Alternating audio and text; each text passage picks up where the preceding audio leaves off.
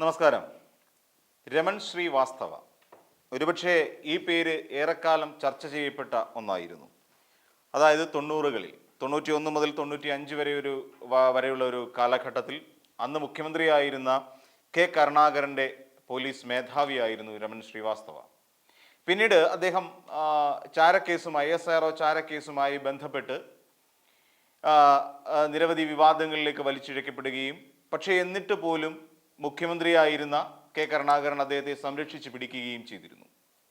അന്ന് പ്രതിപക്ഷം വളരെ ശക്തമായ രീതിയിൽ ഇതേ രമൺ ശ്രീവാസ്തവയ്ക്കെതിരെ മുന്നോട്ട് പോയി. ഒടുവിൽ രമൺ ശ്രീവാസ്തവയെ രാജ്യദ്രോഹിയാണ് എന്ന് കൃത്യമായി നിയമസഭയിൽ ഇന്നത്തെ മുഖ്യമന്ത്രി പിണറായി വിജയൻ പറയുകയും ചെയ്തിരുന്നു. അങ്ങനെയെല്ലാം കഴിഞ്ഞുപോയ കാലഘട്ടത്തിൽ അത്തരം വലിയ വിവാദങ്ങളൊക്കെ നടക്കുകയും ചെയ്തു. അന്ന് സത്യത്തിൽ കോൺഗ്രസ് പാർട്ടിക്കകത്തുണ്ടായിരുന്ന ഒരു വലിയ ഗ്രൂപ്പ് വൈരത്തിന്റെ ഭാഗമായിട്ടായിരുന്നു ചാരക്കേസ് ഉണ്ടായത് എന്ന് നമുക്കറിയാം. അതായത് പോലീസ് മേധാവികൾക്ക് വേണ്ടി അല്ലെങ്കിൽ പോലീസ് മേധാവികളെ സംരക്ഷിച്ചു പിടിക്കാൻ വേണ്ടി അന്ന് മുഖ്യമന്ത്രി ശ്രമിച്ചതോടുകൂടി ആ മുഖ്യമന്ത്രി അതായത് കെ കരുണാകരൻ ഈ സംഭവത്തെ തുടർന്ന് രാജിവെച്ച് ഒഴിയുകയും ചെയ്തു. പിന്നീട് ഒരിക്കൽ പോലും എനിക്ക് തോന്നുന്നു ഒരു രാഷ്ട്രീയത്തിൽ ഒരു മെച്ചപ്പെട്ട ഒരു നിലയിലേക്ക് എത്തിപ്പെടാൻ കെ കരുണാകരന് കഴിഞ്ഞിട്ടില്ല. പിന്നീടാണ് വിവാദമായ ഒരുപാട് സംഭവങ്ങൾ നടക്കുന്നതും പിന്നീട് കെ കരുണാകരൻ എന്ന് പറയുന്ന രാഷ്ട്രീയക്കാരൻ കോൺഗ്രസ്സുകാർക്ക് തന്നെ അല്ലാതായി മാറുകയും ചെയ്യുന്ന കാഴ്ച പിന്നീടുള്ള ഓരോ കാലഘട്ടങ്ങളിലും നമ്മൾ കണ്ടു. ഒടുവിൽ അദ്ദേഹത്തിൻ്റെ മരണം വരെ കോൺഗ്രസ്സുകാരുമായി അല്ലെങ്കിൽ കോൺഗ്രസ്സിന് ഉൾക്കൊള്ളാൻ കഴിയാത്ത ഒരു വ്യക്തിത്വമായി കെ കരുണാകരൻ മാറി നിൽക്കുകയും ചെയ്തു. ഇത്രയും പറഞ്ഞതിൻ്റെ പ്രധാന കാരണം നമ്മുടെ മുഖ്യമന്ത്രിയുടെ ആഭ്യന്തര ഉപദേഷ്ടാവായി അതായത് പിണറായി വിജയന്റെ ആഭ്യന്തര ഉപദേഷ്ടാവായി പിന്നീട് അദ്ദേഹം തിരികെ എത്തുകയും ചെയ്തു ഈ രമൺ ശ്രീവാസ്തവ. നിരവധി വിവാദങ്ങൾ അദ്ദേഹത്തിൻ്റെ പിന്നിൽ ഉണ്ടായിരുന്നു എങ്കിൽ പോലും അദ്ദേഹം ഇങ്ങനെ തിരിച്ചെത്തി. VS അച്യുതാനന്ദൻ്റെ കാലഘട്ടത്തിൽ അന്ന് പോലീസിൻ്റെ മേധാവിയായിരുന്നു. അപ്പോൾ തുടങ്ങി അങ്ങനെ ഒരുപാട് കാലഘട്ടങ്ങളിലൂടെ കടന്നിട്ടാണ് രമൺ ശ്രീവാസ്തവ എന്ന പേര് പലപ്പോഴും നമ്മൾ മറന്നു തുടങ്ങിയിട്ടുണ്ടാവുക. എന്നാൽ ഇപ്പോൾ മറ്റൊരു പോലീസിൻ്റെ പേരിലാണ് ഇന്ന് കേരള സർക്കാർ മുഴുവൻ ഒരു ചോദ്യത്തിൻ്റെ കരിനിഴലിൽ നിൽക്കുന്നത് നമുക്കറിയാം. അതായത് നമ്മുടെ കേരളത്തിലെ ആഭ്യന്തര വകുപ്പിൽ അല്ലെ പോലീസിനുള്ളിൽ തന്നെ RSS കാവ്യവൽക്കരണം നടക്കുന്നുണ്ട് എന്നുള്ളതിനെക്കുറിച്ച് നേരത്തെ കുറച്ച് ദിവസങ്ങളായി തന്നെ ചർച്ച നടന്നു വരികയാണ്. നമുക്കറിയാം കഴിഞ്ഞ മെയ് മാസം 22 2023 മെയ് മാസം 22 ദത്താത്രേയ ഹൊസബാള എന്ന് പറയുന്ന ഒരാളെ RSSന്റെ തലവനെ തൃശ്ശൂരിലെത്തി കാണുന്നു. MR അജിത് കുമാർ എന്ന് പറയുന്ന ADGP. അടുത്ത ജൂൺ മാസം 2 അതേ വർഷം തന്നെ ജൂൺ മാസം 2 അദ്ദേഹം നേരെ പോവുകയാണ് കോവളത്തേക്ക്. അവിടെ റാം മാധവുമായി കൂടിക്കാഴ്ച നടക്കുന്നു. എന്നാൽ ഇതിനൊക്കെ റിപ്പോർട്ടുകൾ വന്നിരുന്നു, ഇങ്ങനെ കൂടിക്കാഴ്ചകൾ നടക്കുന്നു തുടങ്ങിയ റിപ്പോർട്ടുകൾ വന്നു. ആ റിപ്പോർട്ടുകളൊക്കെ എവിടെ പോയി? അതൊക്കെ പൂഴ്ത്തിവെക്കപ്പെട്ടു.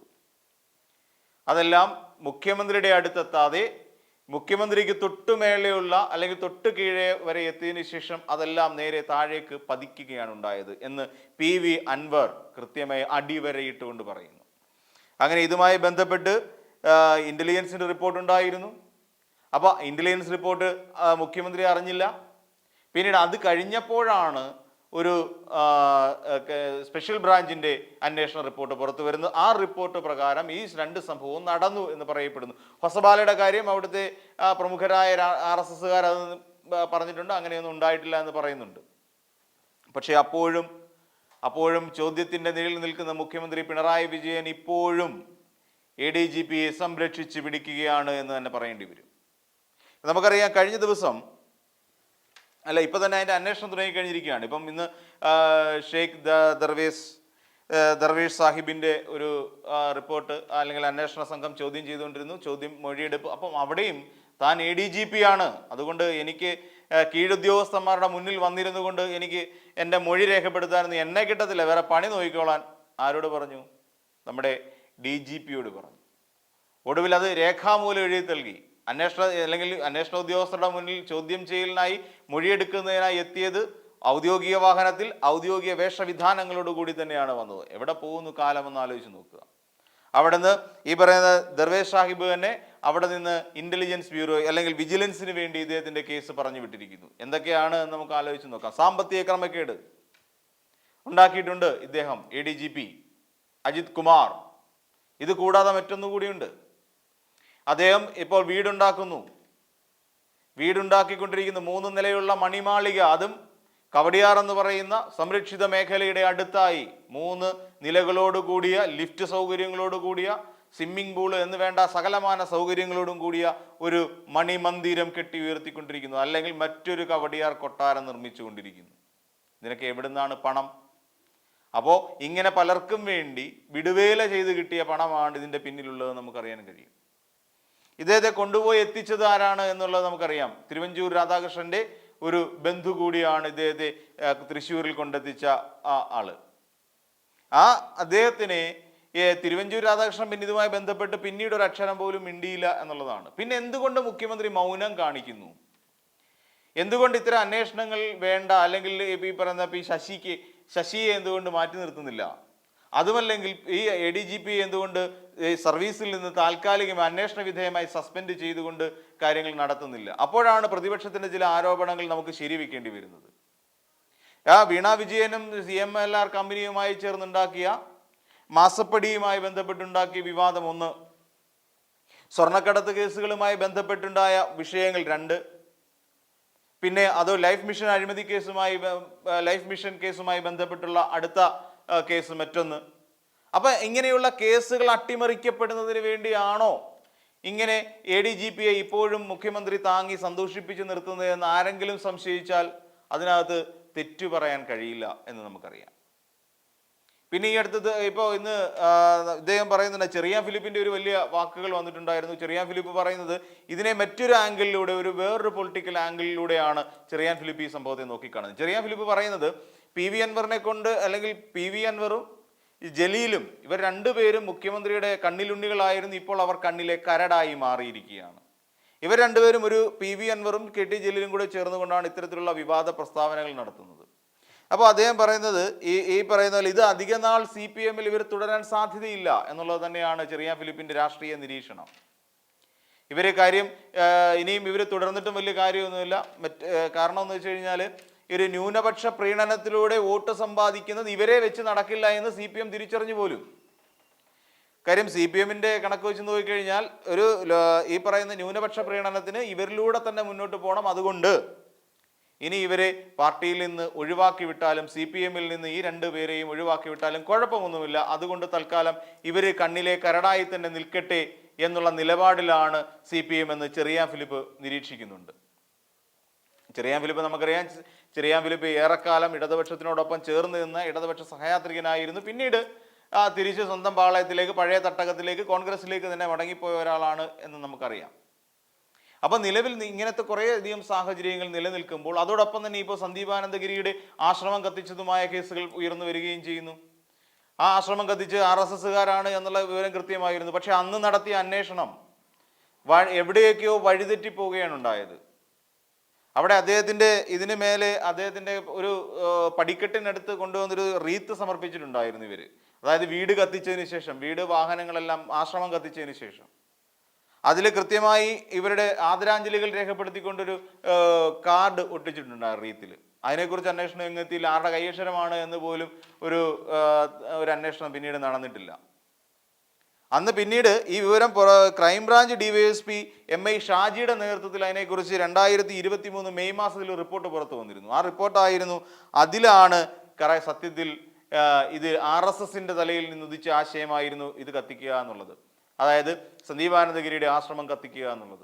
അതിന് മുൻപ് വരെ നടത്തിയ അന്വേഷണത്തിൽ അന്നത്തെ DYSP ആയിരുന്ന രാജേഷിന്റെ നേതൃത്വത്തിലായിരുന്നു അന്വേഷണം നടന്നത്.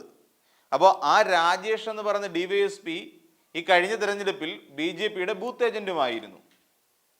അപ്പം ഇതിനകത്തെല്ലാം എവിടെയൊക്കെയോ ചില കളികൾ, അതായത് BJPക്കാരെ കൊഴുപ്പിക്കുന്നതിന് വേണ്ടിയിട്ടും BJPക്കാരെ സപ്പോർട്ട് ചെയ്യുന്നതിന് വേണ്ടിയിട്ടും ഈ പറയുന്ന ആഭ്യന്തര വകുപ്പിലെ പ്രധാനികൾ ശ്രമിക്കുന്നു. അല്ലെങ്കിൽ അന്ന് എന്തുകൊണ്ടായിരുന്നു DYSP രാജേഷ് ഇത്തരത്തിൽ ഒരു റിപ്പോർട്ട് പൂഴ്ത്തിവെച്ചത്? ഇങ്ങനെ ഒരു അന്വേഷണം നടത്തി ആ അന്വേഷണത്തിനെ അട്ടിമറിച്ചുകൊണ്ട് മറ്റൊരു തരത്തിലേക്ക് അന്വേഷണം തിരിച്ചുവിടുകയും IP ബിനുവിനെയും കാരായി രാജനെയും എന്തിനായിരുന്നു കുറ്റക്കാരെന്ന് കണ്ടെത്തിയത്? കാരായി രാജൻ CPM-കാരനാണ്, IP ബിനു അവിടുത്തെ തിരുവനന്തപുരത്തെ CPM-കാരനാണ്. അപ്പൊ ഇവരെ രണ്ടുപേരെയും കൂടി തെറ്റുകാരനാക്കിക്കൊണ്ട് ഇവരാണ് പ്രതികൾ എന്നുള്ള നിലയിൽ അന്വേഷണം എന്തിനാണ് കൊണ്ടെത്തിച്ചത്? അതായത് ആഭ്യന്തര വകുപ്പിൽ സത്യത്തിൽ നടന്നുകൊണ്ടിരിക്കുന്നത് ഒരു ഇടതുപക്ഷ അല്ലെങ്കിൽ ഭരണവിരുദ്ധ വികാരം തന്നെയാണെന്ന് കാണാം. നമുക്ക് അറിയാവുന്നതാണ്. പലപ്പോഴും ഈ പറയുന്ന നമ്മൾ അവിടെ ഉണ്ടായിരുന്ന AKG സെന്റർ ആക്രമണ കേസിൽ ആരെയാണ് ആദ്യം ചൂണ്ടുവിരൽ നിർത്തിയത് പോലീസ്? അതും ഈ IP ബിനുവിനെ തന്നെയായിരുന്നു. IP ബിനു ആയിരുന്നു അതെല്ലാം ചെയ്യിച്ചത്, അവിടേക്ക് ബോംബ് എറിഞ്ഞത് എന്നുള്ള തരത്തിലേക്ക് കൊണ്ടുവന്ന് വളച്ചൊടിച്ച് കെട്ടിയത് പോലീസ് തന്നെയായിരുന്നു, അന്വേഷിച്ച പോലീസ് തന്നെയായിരുന്നു. അതുകൊണ്ടാണല്ലോ ഈ പറയുന്ന ഒരാളുടെ പേരിൽ കൊലക്കേസ് പ്രതിയെ പിന്നീട് മരിച്ച്, പ്രകാശ് എന്ന് പറയുന്ന ഒരു കൊലക്കേസ് പ്രതി പിന്നീട് മരിച്ച നിലയിൽ RSSകാരനായിരുന്നു അയാൾ.